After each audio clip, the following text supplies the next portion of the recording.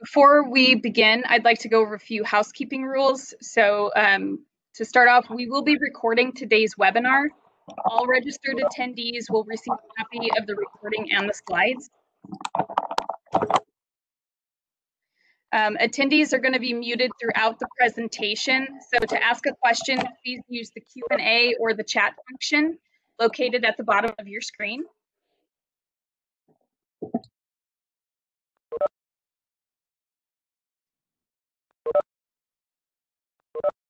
And I'd also like to thank today's event partners for bringing this together.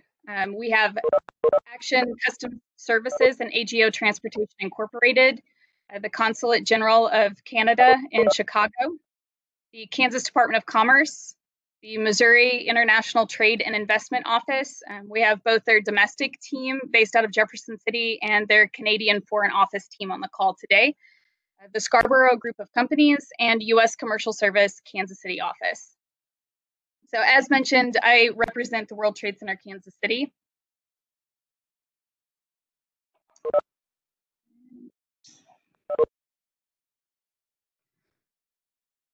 There we go.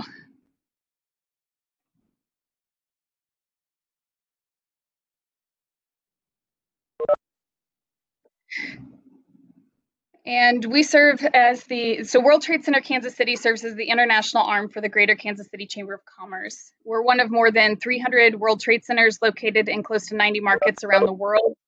We're considered the largest global trade network.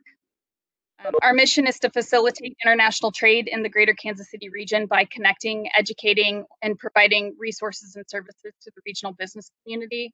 We do this through a variety of programs and services, including market and industry briefings, research, educational events, foreign dignitary, luncheons, trade consultation, and many other resources. I would now like to turn it over to my colleague Tina Kotrick with the consulate. Sure, thanks, Melissa. Thank you. Sorry, it logged me out. Take it away, Tina. Thank you. I'm having a tiny bit of technical difficulties, so I can't quite see what others might be. But I'm happy to dive in and tell you a little bit about what we do. So Melissa, thank you so much again for having us, and to the World Trade Center Kansas City for organizing this and bringing together so many great partners to talk about a broad continuum of succeeding in Canada. I know there's going to be a lot of content, so the most important thing might be just knowing where to find me afterwards. So my name's Tina Kotrick, and for the past decade, I've worked at the Consulate General of Canada in Chicago to help Midwest-based firms expand their operations into Canada. So like the World Trade Center, I'm part of a fantastic network spanning not just North America, but the world. And I have colleagues that are able to help any company expand their operations into Canada, no matter where they're headquartered. All of the services we provide are free of charge and confidential to the extent you want them to be. We're also happy to sing the praises of businesses expanding into Canada. And to give you an idea of the areas we work in, my success is measured in terms of economic impact to Canada. So things like job creation and capital investment is sort of the areas where we measure our success. You can think of the Consulate General of Canada in Chicago as a concierge rolling out the red carpet to Canada when you're ready to move from exporter to investor. We can work together to develop your business case for expansion, connect you with government resources, and really help you find the right fit. And I'll just leave with a few comments on why I think Canada is a great place to go. And I'm sure some of the folks that are following will give you a little bit more of the how when it comes to export. The first piece is Canada's talent. Canada is the OECD's most educated country, including 2.8 million STEM graduates. It's impressive, but not the end of the story. Canada also has an immigration system geared towards welcoming more talent. Something that's been keeping me busy lately is helping HR executives secure consultations with my Immigration, Refugee, and Citizenship Canada colleagues to discuss international talent. The other thing focused on the international front is market access. Canada is the only G7 country that offers investors preferred market access to 1.5 billion customers in 51 countries. So a lot of opportunities, especially if Asia or Europe are somewhere in your targets. And of course, the Canada-US Mexico agreement signed in November 2018, which modernizes NAFTA and will soon be in full effect.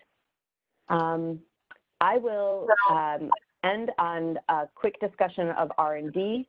Canada offers one of the most generous R&D credits in the world. It's a federal program, often referred to as SHRED, that each province tops up. So folks can see 15 to 40% savings on the R&D spend leveraging that. I will leave it there. I'm very excited to be a part of this, and I know that we're all in different places right now, but I really appreciate this chance to connect and be of service if possible. So I'll hand the baton off. Awesome. Thank you, Tina. So our first presenter is Adam Hill. He is the President and Chief Operating Officer for the Scarbrough Group of Companies. And with that, I will turn it over to you, Adam. Thanks, Melissa. Tina, thank you. I didn't know that since you work for the Canadian government, you could call it USMCA. Figured you'd have to change the name a little bit on us. I am a U.S. citizen, so but we can cover that over drinks at some point when we can see each other. Sounds like a plan. Hey, I don't know. The idea of a Zoom happy hour has been growing greatly, and I'm sure pretty much everyone at this point has participated in at least one. So like Melissa said, my name's Adam Hill. I'm the President and Chief Operating Officer of the Scarbrough Group.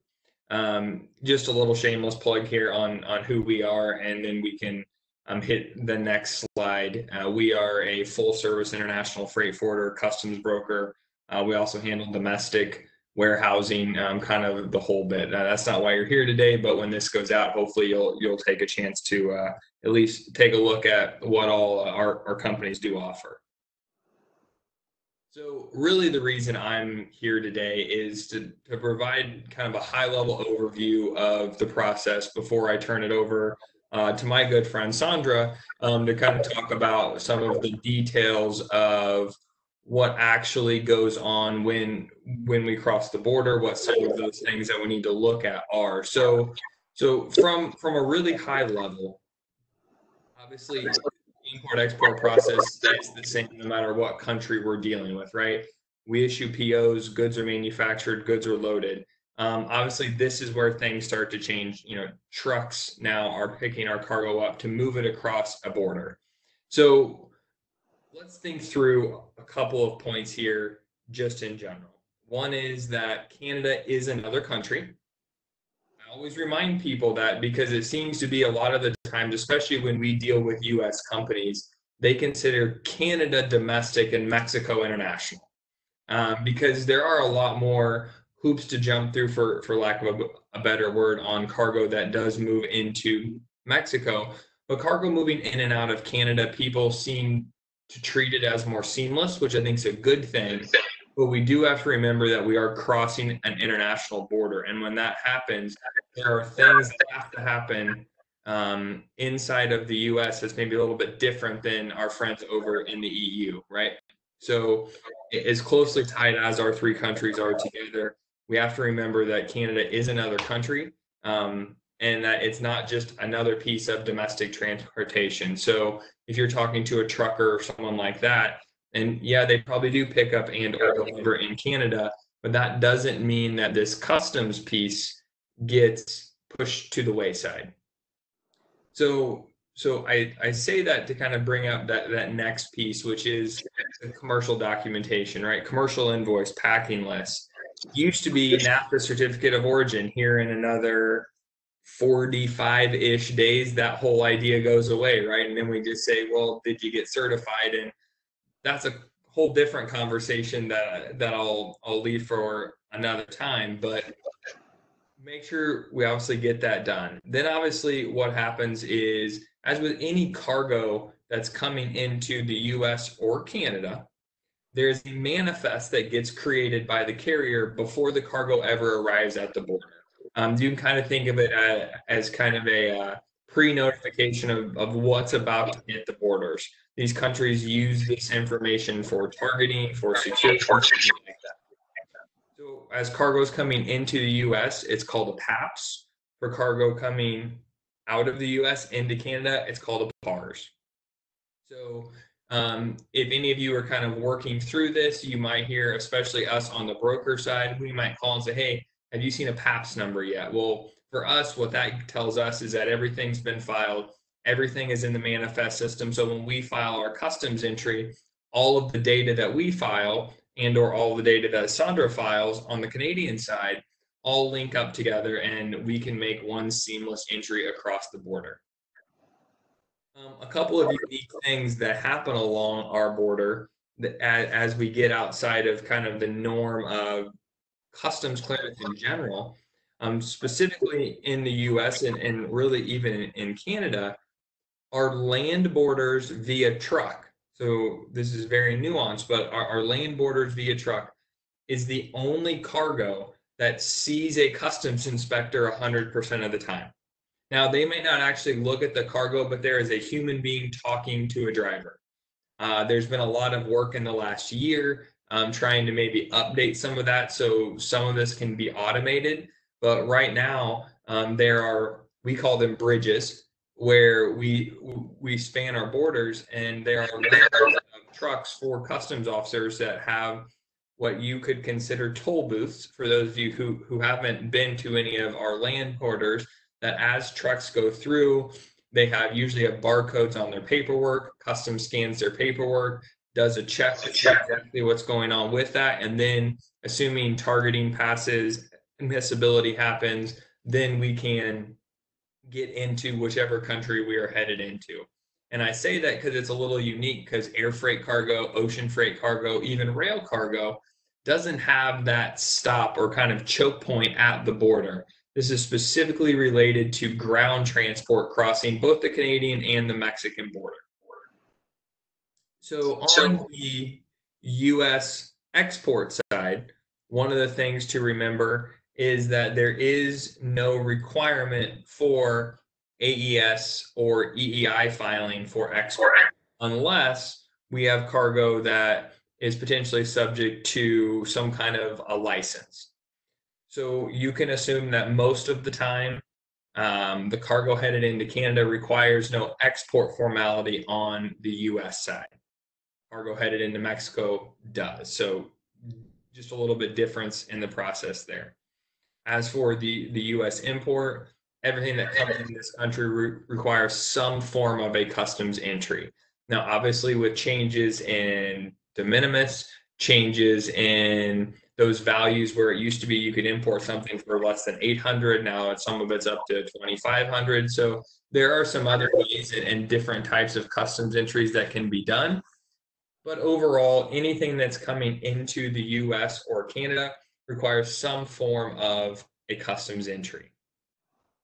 So once that carrier kind of gets to his point where he's created the PAPS or the PARS, Sandra or I have done our work, right? We've worked with you, our client. We've gotten all the commercial documents. We have tariff numbers. We've submitted that entry electronically to customs. Everything matches. We let the carrier know or the trucker that says, hey, entry's filed. Here's the entry number. And then when they arrive at that border, like I said, they do hit that choke point. It gets really interesting in some of the things that customs in the US has done is allowed for some different things, especially in the Canadian market. If you look at Detroit and Port Huron, I believe they are about a 45-minute drive apart. So what happens when a driver shows up, when we file a customs entry previously, we would have to tell customs, hey, this driver's coming through Ambassador Bridge in Detroit. Well, what would happen is he would get to that bridge, realize the line's 6 hours long, and then find out that at the line in Port Huron, only 45 minutes away, is 25 minutes long, he would then redirect himself to Port Huron and cross, which prior to some of the updates in ACE on the US side here in the last year or so, that would have required your broker to cancel and refile a customs entry so your truck could cross in Port Huron, which is something that has been a nice change that we've seen over time. So trucks are allowed to kind of use the path of least resistance as they're coming into the U.S. as far as specific border crossings due to some recent changes in U.S. customs legislation, which has been a nice change for those of us who do work at the border. Obviously, as your cargo starts to get into the border and you visit with that customs official, there is a chance for some kind of examination. Exams are rare. But the way that exams work on the U.S. customs side is that every party, every piece of data in a transaction to U.S. customs has what U.S. customs would consider a targeting score. So each score gets added over time. And once you hit a specific level, which customs will never tell you what the level is for the day, your cargo will get randomly selected for exam. So if for some reason customs thinks that I'm a bad actor, my targeting score goes up. So entries that I do all of a sudden flag for exams more often than someone who would not be considered a bad actor, whose targeting scores would remain lower. Now, this includes the importer, the exporter. They look at countries of origin, brokers, truckers. They look at what the commodity that you're bringing across is, the value of that cargo is, what the tariff number is. So there's a rather large process that they work through to make sure that cargo that's being admitted into the United States doesn't need to go up for any additional exams. Then we obviously get into some of the things like the Food and Drug Administration here in the U.S., the USDA. And so there are other agencies that do have a claim to that cargo, especially when we're looking at admissibility into our country and what exactly does that look like. So I bring up exams just to let you know that they do happen at the border. They are rare. We don't see a ton of exams, and it's not just at our borders. We don't see a ton of exams across the board in really any environment, whether it's ocean, rail, air, anything like that. Customs tries to do a really good job of looking at what they would consider the bad actor. They don't have enough time to look at all of the good actors. They might check you once a year, once every couple of years, just as kind of a random check. But overall, we're not really looking at kind of getting into a scenario where you have a good actor that gets examined a lot. If that's the case, I would highly recommend you reach out to your broker so they can maybe have a conversation and open a dialogue with customs and kind of walk through the whys of why is my cargo being inspected every time I cross the border. And obviously, once cargo kind of crosses the border, then we deliver on to the final destination.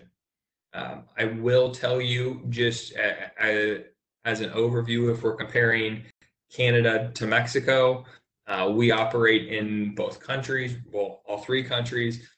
Getting cargo to and from Canada is much simpler than getting cargo to and from Mexico. Mexico isn't that difficult, but Canada is just that much simpler. As far as a trading partner for the U.S., where goods really do flow across the border relatively seamlessly, Canada works really well.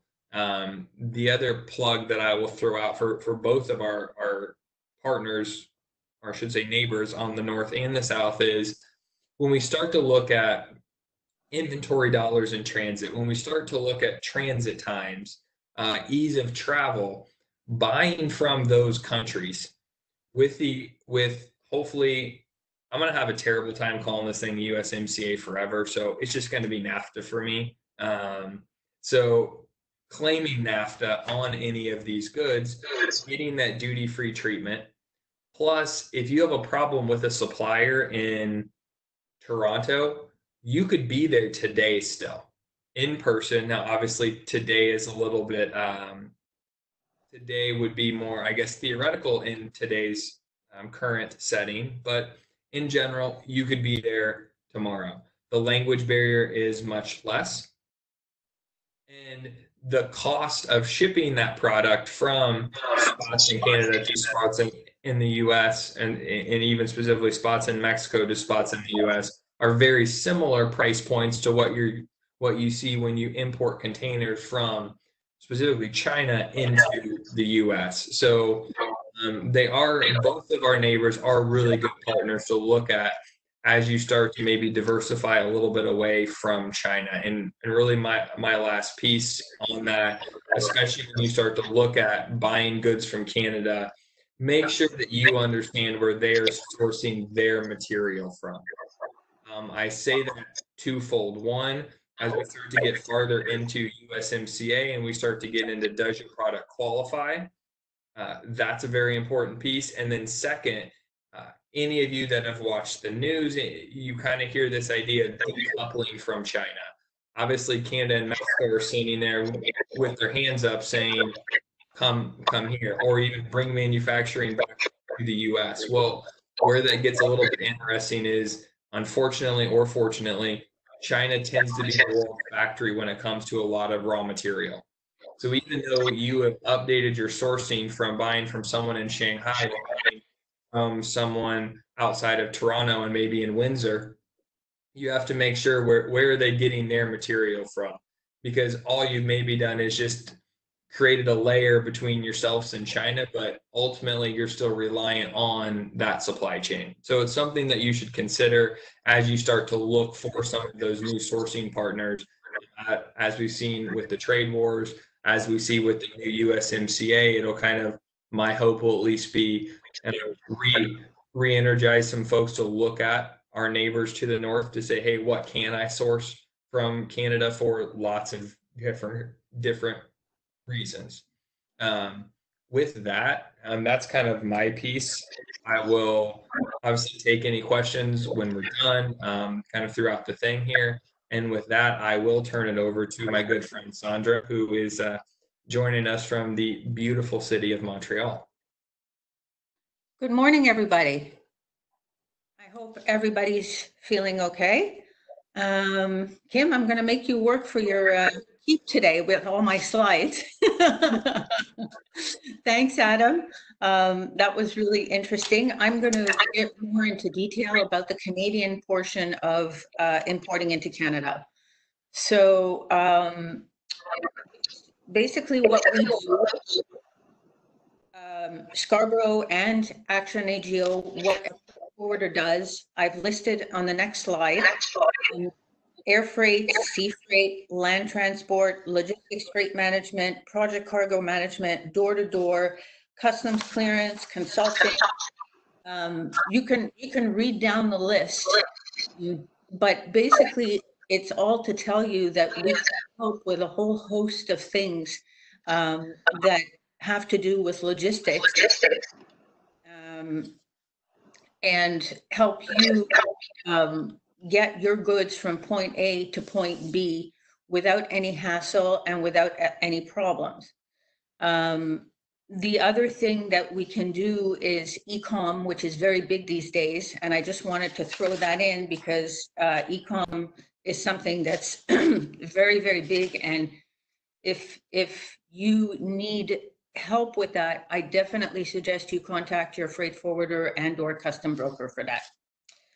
Now, I put together some statistics. Actually, the slide is outdated. It should be 2018. Canada's imports in 2018, sorry about that, are $453 billion from the US.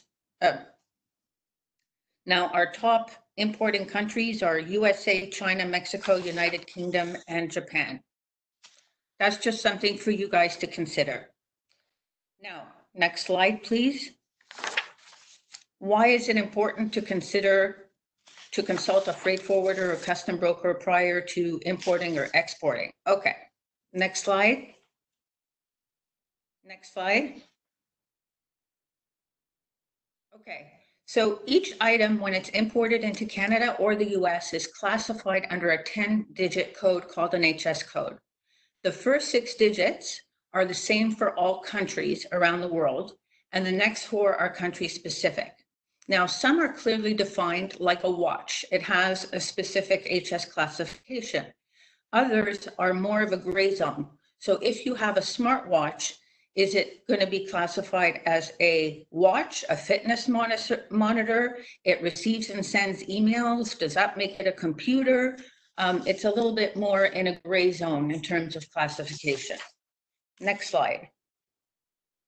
There are guidelines that govern classification called explanatory notes. Those are legal notes that we have to go through every time we classify something.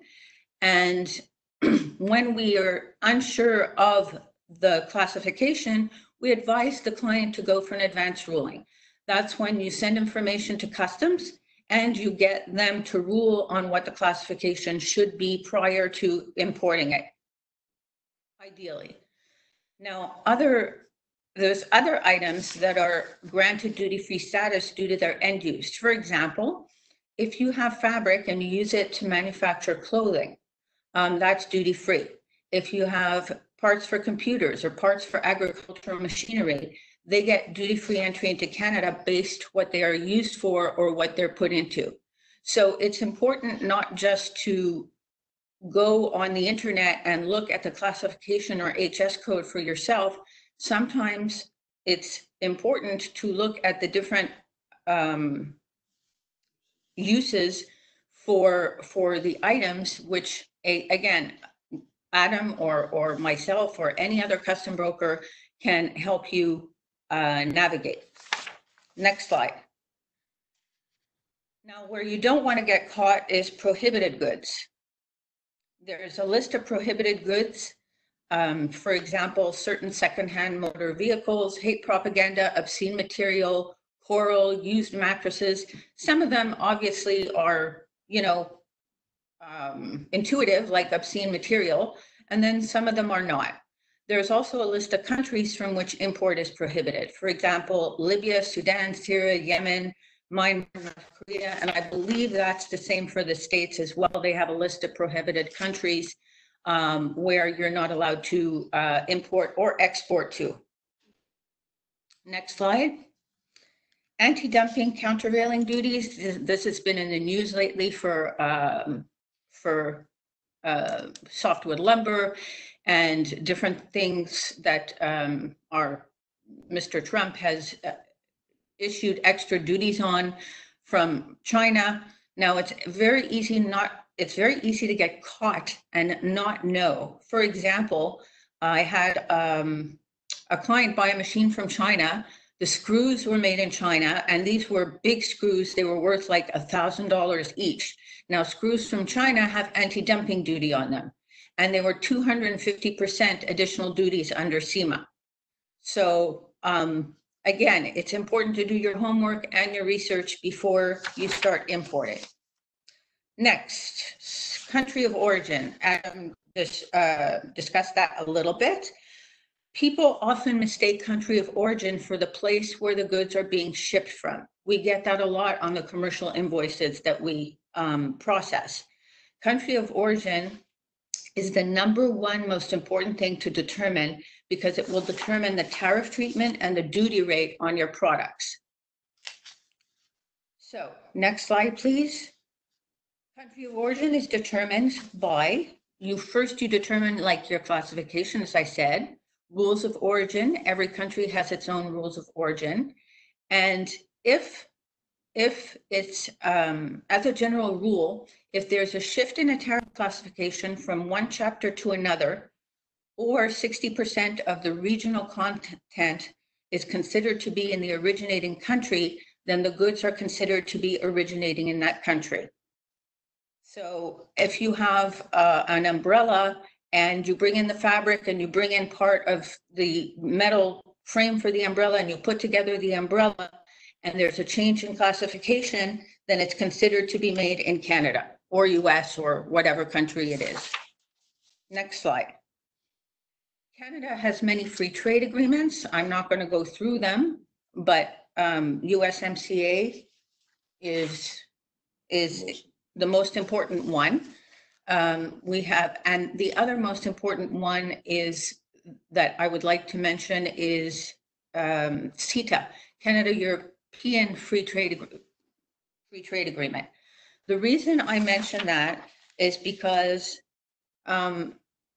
if you have a client who buys from you who's in Canada and the goods originate in Europe, instead of sending them from Europe to US and then US to Canada, you can benefit from the duty-free status by sending them directly from Europe to Canada. And that way you don't pay the US duties when they enter the US, and then you ship them to Canada. So it might be something to think of if you are selling European goods or any of these countries listed below. If you're selling any of those goods, you might want to think of shipping them directly from that country to Canada. Next slide, please. Next slide. So as I said, 99% of the free trade agreement allow goods to be shipped directly from country A to country B, and they do not allow through a third country. So I already mentioned this. You can go to the next slide. NAFTA to USMCA. Again, I don't know what to call it, but we'll call it USMCA. It's going to come into effect July 1st. Until then, the existing rules of NAFTA will still apply.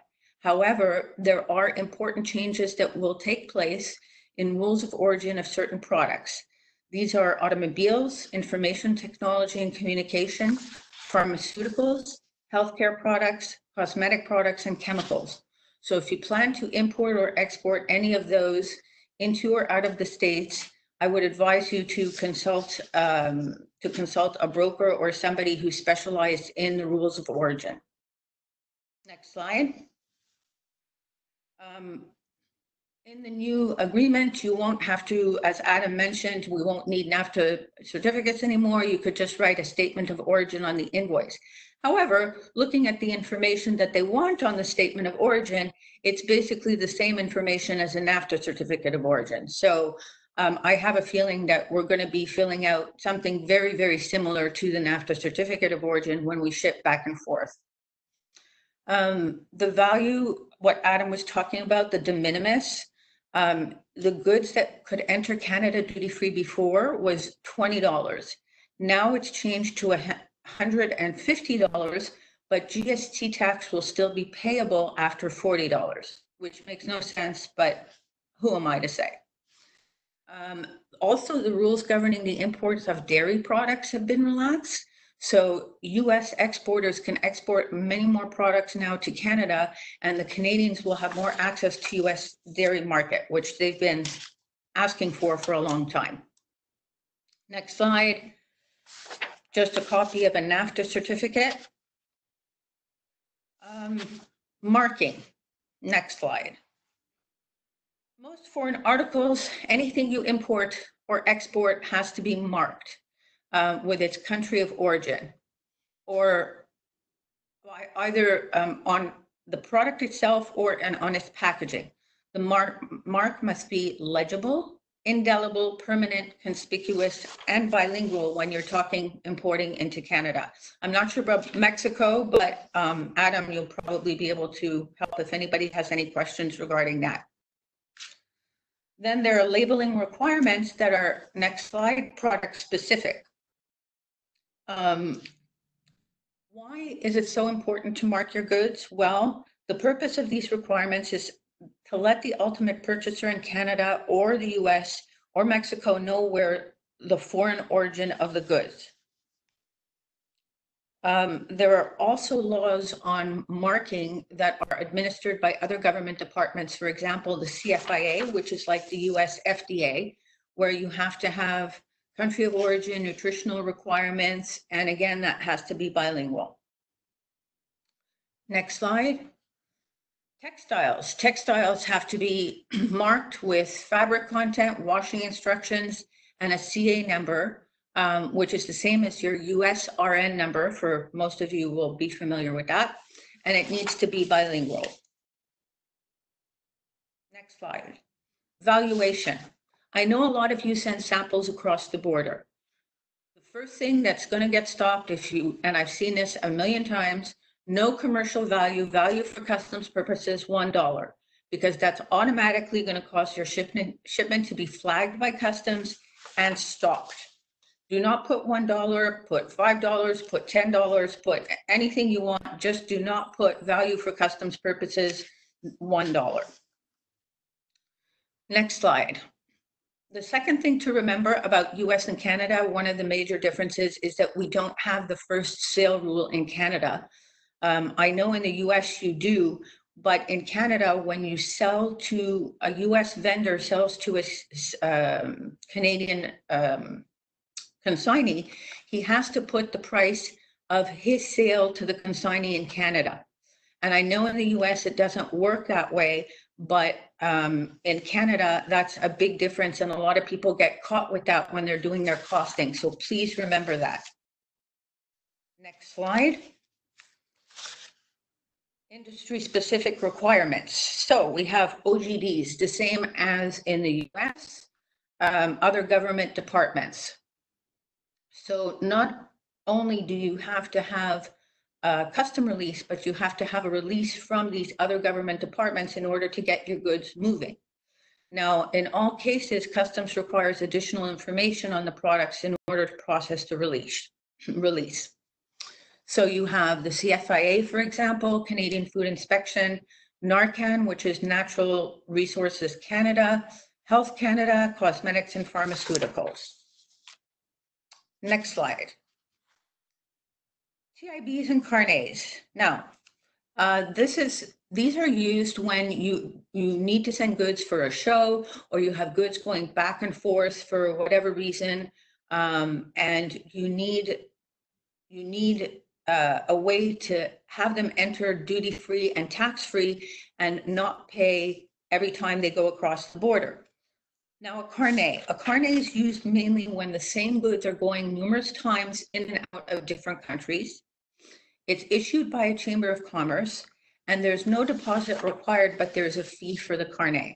And again, this is for when the same goods are going back and forth numerous times. Then there's next slide, temporary import bond. That's mainly used for entering or exiting Canada or US only once for a particular reason. For example, repair, trade show evaluation, or testing. A deposit or bond may be required by CBSA or even, no, I don't think the US requires a deposit. I think it's only in Canada.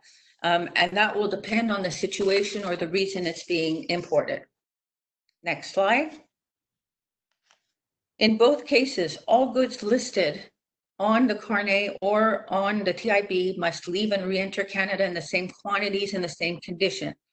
We've seen cases where people go and they send stuff for an exhibition or a show, and they bring it in on a temporary importation, and they have t-shirts to give away and pens and this and that and the other, and they come back and the goods are missing from the temporary import, and what ends up happening, they end up getting fined, because that's, in that case, what you would need to do is make 2 customs entries, one for the goods that are going back and one for the goods that are staying.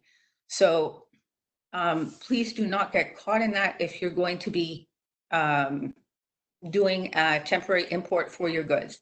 And in all cases, proof of export is required. We have seen cases, many cases, where goods enter the US, they come back, the driver doesn't stop at US customs, bang, he comes into Canada, and the TIB cannot get canceled. They send him right back to the border where he came from to get the TIB canceled because he did not stop. Next, in all cases of importation, customs requires certain documentation, and Adam went over this. Commercial invoice indicating seller, buyer, ship to party, packing list, certificate of origin, and any other documentation that may be specific to the product being imported, for example, a permit or a phytosanitary certificate or any other kind of document that may be required for that product. Next slide. A lot of people sometimes ask, what does a commercial invoice look like? Well, there is no basic format for a commercial invoice, but we have something called a Canada Customs invoice, which there's a sample attached, and that'll give you a brief idea of the information that is required when goods enter into Canada. These are the fields that need to be filled out for customs in order for the goods to enter. Next slide. We also have something in Canada called AMPS, Administrative Monetary Penalty System. Now, each infraction is associated, excuse me, with a specific monetary penalty. Now, some of them are not expensive. So, person failed to mark the goods in an appropriate manner. First offense is 150, second offense 255, third and subsequent 450. Next slide. Now, here's where we get into the tricky part. The next AMPS penalty, the first offense, is for value of goods. If you fail to declare the proper value of the goods, the officer can give you $150 to a maximum of $5,000 per item on the commercial invoice, maximum $25,000 per shipment. And then the second infraction, so forth, up to $200,000, third and subsequent, up to $400,000. So that's why it's very important to declare the value of your goods and look at the valuation, especially when you're dealing with related companies. And I don't know if any of you are dealing with related companies or transfer goods, but it's very important to look at the valuation of your goods. Now I'm going to touch on non-resident importing just a bit. Canada's importers now have much more buying power than before. We never used to see non-resident importers, but what's happening is now they want the goods sold to them DDP, delivered duty paid. They don't want any custom brokerage. They don't want to pay duties and taxes, and it makes it seamless. They want a hassle-free transaction. What can this do for you? Well, this can increase your market share by making it simpler and easier for your Canadian clients to buy from you now. Obviously, it benefits you, next slide, by increasing their loyalty to you and allows you to have greater control over your sales and profits and expenses. Next slide. It's more complicated for a US company to become a non-resident importer in Canada than a Canadian company to become an NRI in the US, because 99% of the goods imported into Canada are subject to this nasty little tax we like to call the goods and services tax.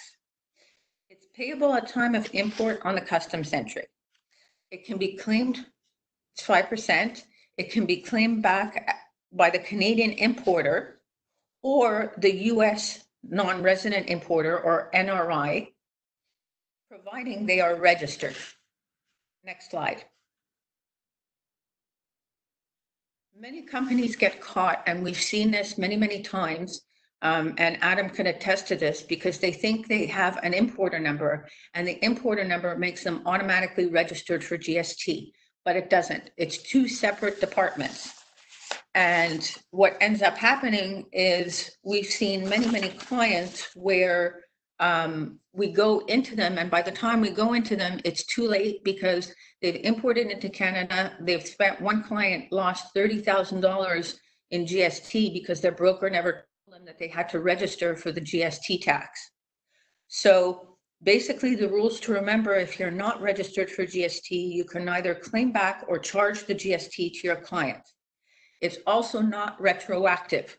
So that's why the client lost all that money. He couldn't go back and claim back all that money that he lost on the shipments where he was not registered.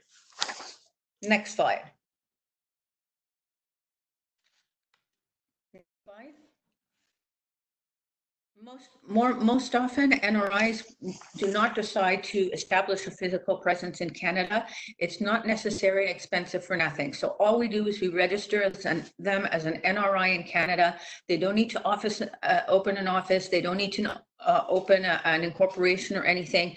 It's just as simple as registering them for an NRI and registering them for a GST number, which is very simple and we walk people through the whole process. Next slide. So that's our specialty, basically. We walk people through the whole process. I've put together 2 websites that are very interesting in case you want information for non-resident importers. Feel free to go peruse them. It looks complicated, but it's not as complicated as it looks. I'm just going to tell you that. Next slide.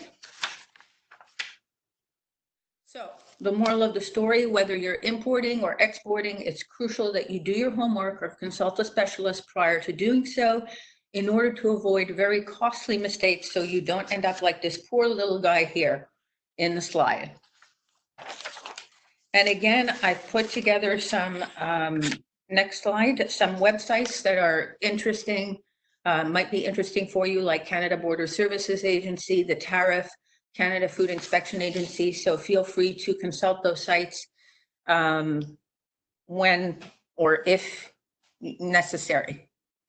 And that pretty much does it for me. I will turn it over to, I'm not sure who. Sorry, I'm trying to unmute. Thank you, Adam and Sandra. And our next presenters are Sally and Pacheco and Pinky Thacker with the U.S. Commercial Service. I'm going to pause recording right now before we head into their presentation, and I'll start recording after their presentation is finished.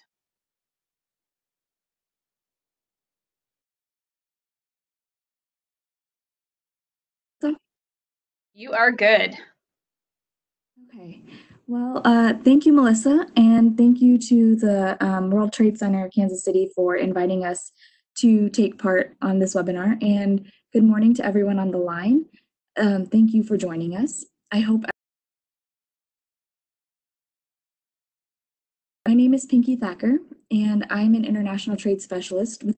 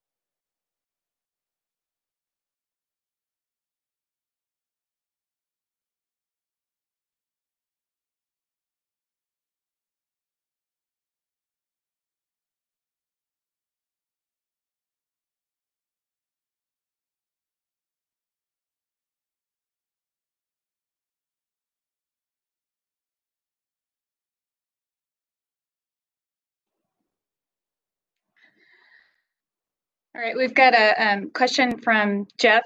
It says, when you're talking about value, is that our cost or suggested retail, and in whose currency?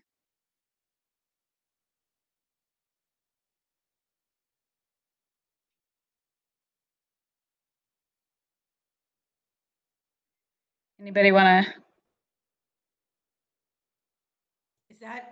Is that in terms of valuation?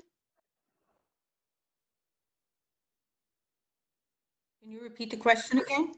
Yeah, it says when you're talking about value, is that our cost or suggested retail, and in whose currency? It's doesn't matter what the currency is. It could be US currency, Canadian currency, but it has to be the sale price. If you're selling to Canada, it has to be the sale price between yourself, the US exporter, and the Canadian consignee. And it's not the retail price, it's the selling price.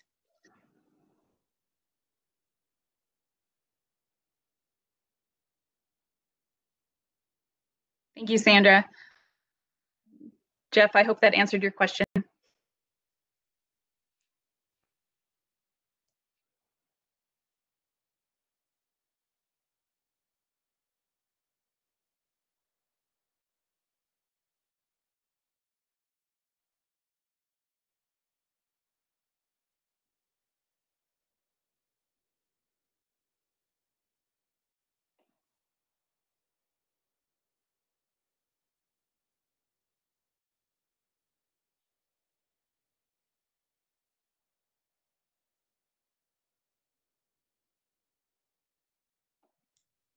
I actually just saw one come through. I think it was sent to me, Melissa. So I'll go ahead and read the question and answer it.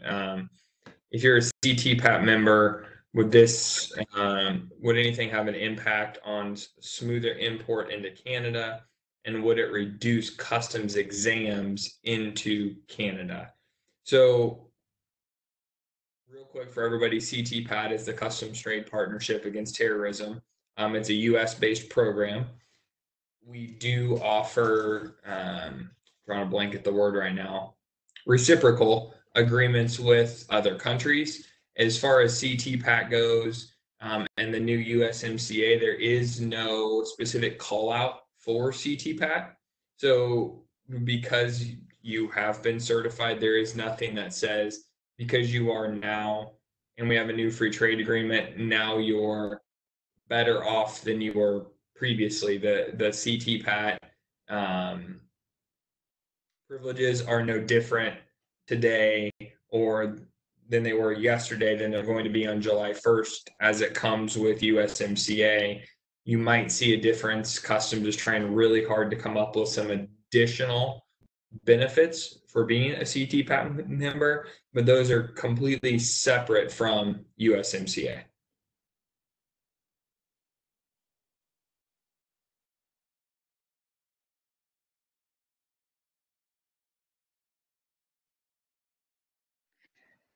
And we had another question come through. This one's on labeling.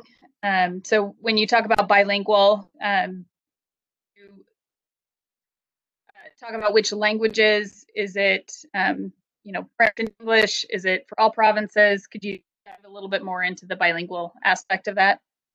Anybody? Hi, it's Sandra. Okay, yes, it has to be French and English, especially if you're selling in Quebec. Depending on your product and what it is, again, it will depend on if you require bilingual labeling or not. The best thing is to, first you have to look at the product, and then you have to look at how the labeling is. Like, for example, clothing is a much different labeling requirement than, let's say, I don't know, machinery or something else. So it's a hard question to answer. If you have a specific question in terms of a product, I would be happy to answer that. But bilingual is definitely English and French. Mexico, I would imagine, I have no idea. Adam, if you want to interject and maybe see if it's Spanish and English or whatever, but in Canada, it's English and French. In Mexico, it's usually if it's just Spanish, that's actually okay for cargo going into Mexico. Bilingual is preferable just for everyone's ease, but it is okay. I did actually get another question in. It looks like it came in to me, which is what part of the webinar will each participant be receiving and in what format? So Melissa, I think that one's you. Yeah, I can answer that. So everybody will be receiving a link to the recording of the webinar. It will include the slide presentations, all except the U.S. commercial service portion. And we are recording the Q&A. I did start recording after U.S. commercial service hopped off of the presentation. So you'll be receiving that in a link. And we are going to give everybody a PDF copy of all of the slide decks. So you'll have access to all of those as well. And I'll include contact information for each of the presenters and our event partners in that email as well, just so everybody has it in a nice document. And I know we had another question about the virtual office hours. We do have some spots available today. If anybody's interested in those, you can reach out to myself. I'll put my contact information in the chat box. Just reach out to me and we'll get you set up.